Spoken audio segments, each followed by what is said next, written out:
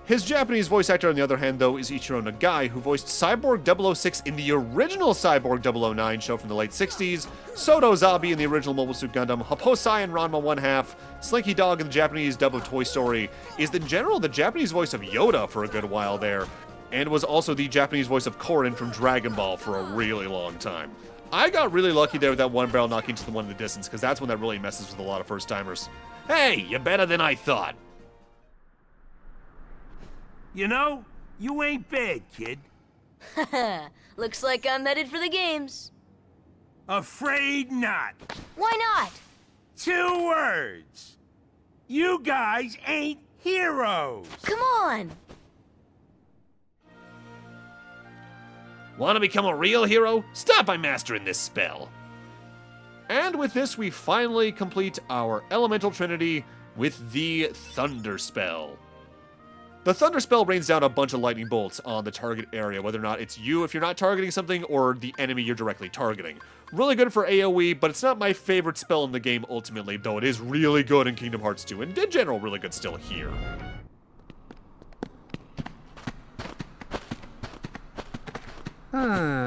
Rather a stubborn old goat, wouldn't you say? Who are you? Oh, hey, hold on there, Fuzzboy. Wait, let me guess. You want to enter the games, right? Well then, hey, get a load of this. A pass? It's all yours. Good luck, kid. I'm pulling for you, little shorty. Well, I guess we can enter the games now. But with that, I'm gonna need to end this off here. Thank you guys for watching, and in part 10, we're gonna tackle the games. See you guys then.